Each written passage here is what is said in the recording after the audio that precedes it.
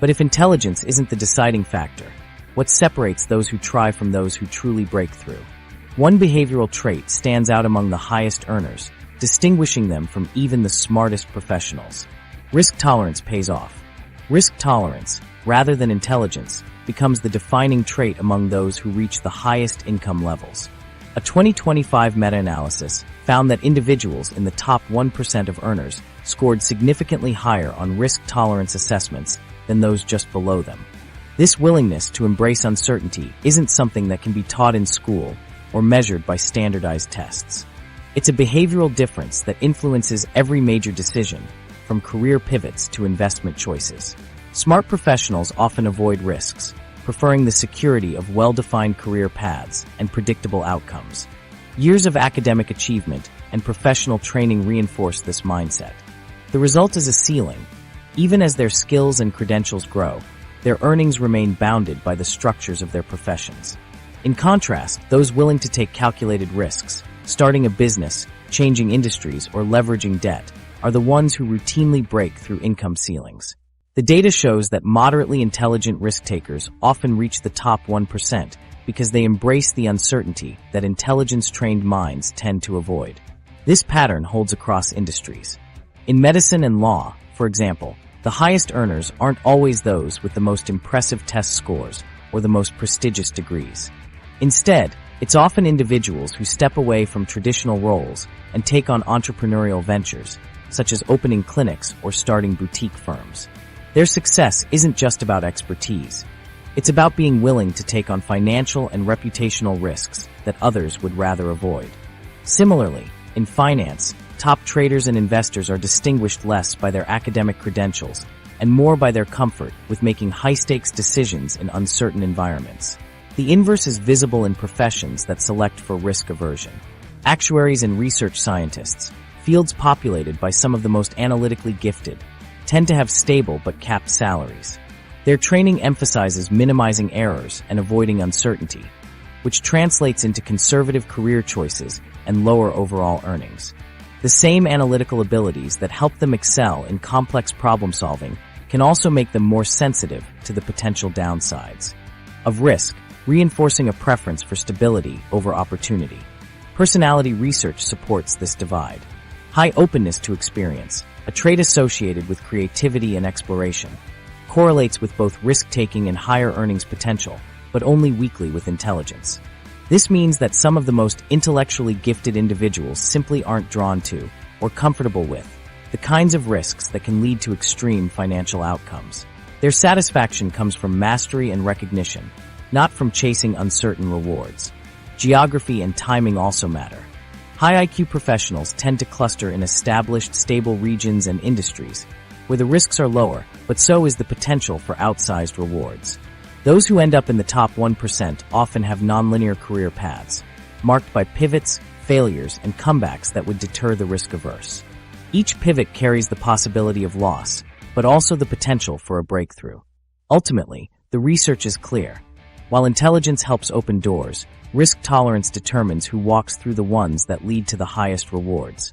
This explains why, past a certain point, additional cognitive ability doesn't guarantee higher income. Instead, those who can manage uncertainty and act decisively, even without the highest test scores, are the ones who reach the financial summit. But risk-taking alone isn't enough. At the highest levels, another factor comes into play, one that has little to do with what you know and everything to do with who you know. Networking over knowledge. Incomes above the intelligence threshold are shaped by something less tangible, social capital. Research consistently shows that top earners maintain larger and more influential networks than those earning just below them.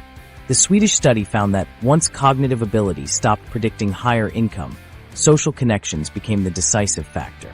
For those in the highest income brackets, the ability to build and leverage relationships outweighed raw intellect. Networks act as force multipliers for opportunity. Professionals who are well-connected gain access to information, deals, and introductions that remain out of reach for even the most capable individuals working in isolation.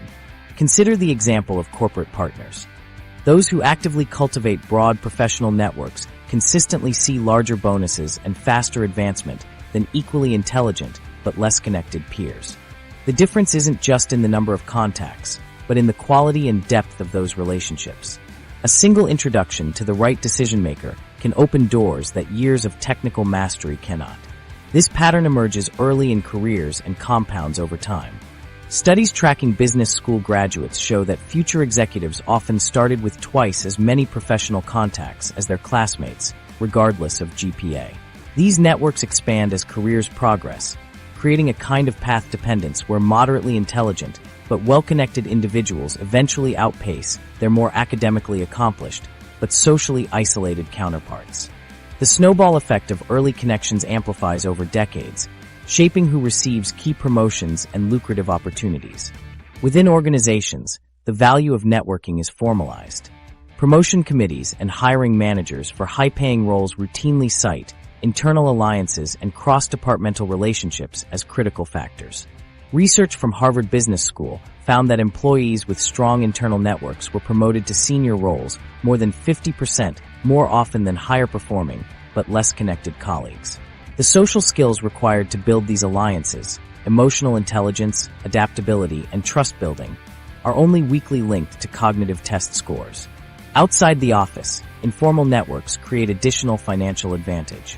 Access to exclusive social spaces, such as private clubs or industry events, often leads to opportunities that never appear in formal job postings or public markets. The Swedish data showed that top earners frequently had access to these informal networks, which facilitated private deals and opportunities unavailable to those outside the circle. Membership in these circles can result in significant income differences, even among individuals with similar qualifications and experience. Family resources and inherited connections further widen the gap. Analyses by central banks and labor economists show that a substantial portion of top earners come from families already in high-income brackets.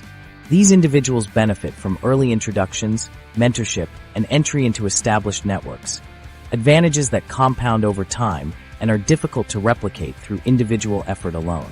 The Swedish study specifically noted that family background and social capital had a disproportionate effect on who reached the highest earning tiers, often more so than intelligence or educational achievement. Even as digital networking platforms have made it easier to connect, the advantage remains with those who understand how to maintain and activate relationships strategically. Executives who use advanced tools to manage their networks receive more board seat offers and business opportunities than those who rely solely on organic connections. The key distinction is not just the number of contacts, but the ability to mobilize them when it matters. Ultimately, the research makes it clear, at the highest income levels, knowledge and intelligence are necessary but not sufficient. Social capital, built through consistent networking, strategic relationship building, and access to influential circles, becomes the primary driver of opportunity and financial success. This explains why some individuals with average cognitive ability break into the top 1%, while many more intelligent peers plateau. Yet for every story of a networked individual breaking through, there are countless others whose efforts never reach the same heights. The visible success of well-connected top earners can obscure the reality that most who pursue these paths do not achieve such outcomes. The survivorship bias trap. Survivorship bias shapes much of what we believe about success. When we look at who makes it to the top 1%, especially among business owners and entrepreneurs, we're seeing only the winners. The stories that circulate in media, books, and social networks tend to highlight those who broke through, while the far greater number who tried and failed remain invisible. This creates a distorted sense of how attainable extreme financial success really is. The numbers tell a different story. About 65% of new businesses fail within 5 years, yet the public rarely hears from those who don't make it. Instead, the focus lands on the rare entrepreneurs who reach the top, giving the impression that risk-taking and moderate intelligence are surefire tickets to wealth. The reality is that for every individual with average cognitive ability who climbs into the highest income bracket, there are many more who never recover from failed ventures. The odds are long, but the high-profile successes make them seem shorter than they are. This imbalance in visibility fuels misconceptions about what it takes to get ahead. Media profiles and interviews with top earners usually emphasize traits like grit, hustle, and risk tolerance. Structural factors, such as access to family capital, timing, or pure luck, are mentioned less often, if at all. As a result, People underestimate the role of contingency and overestimate the replicability of these outcomes. The few who succeed become examples for everyone, even though their paths are outliers rather than norms. The data from the Swedish study supports this. While it's true that some individuals with moderate intelligence reach the top, most with similar backgrounds and abilities do not. The overwhelming majority fall short, regardless of how hard they work or how much risk they take on. When you only look at those who make it, you miss the broader context. Extreme financial outcomes are rare because the process weeds out most participants along the way. Industry-specific risks compound this effect. Sectors that promise high rewards, like tech startups or hospitality, are filled with stories of outsized success, but the baseline risk of failure is even higher. The few who thrive get disproportionate attention, while the silent majority who exit quietly are left out of the narrative. This skews perceptions, making it appear that intelligence is less important than it actually is, simply because the survivors are the only ones we see. Educational background is another area where survivorship bias creeps in. The myth of the uneducated millionaire persists, but most top earners still have degrees, even if not from elite schools. The exceptions get amplified, but the typical path involves a mix of formal education and opportunity. The rare cases of those who succeed without credentials are the ones highlighted, but they don't represent the majority experience. The cost of failure is also unevenly distributed. High IQ professionals who leave stable jobs to pursue entrepreneurship can often return to their previous careers if things don't work out. For others, the consequences are more severe: financial setbacks, debt, and years spent rebuilding. This reality means that the true risk is often hidden beneath the surface, and only the most resilient or fortunate manage to break through. Understanding survivorship bias is crucial for making sense of the data. It's easy to look at visible successes and draw the wrong conclusions about what's possible. The lesson isn't that intelligence doesn't matter or that risk-taking guarantees wealth, but that the odds are stacked against most who try. Outliers are by definition rare, and focusing on them can warp expectations. Don't let the prominence of a few outliers cloud your perspective on what's realistically achievable.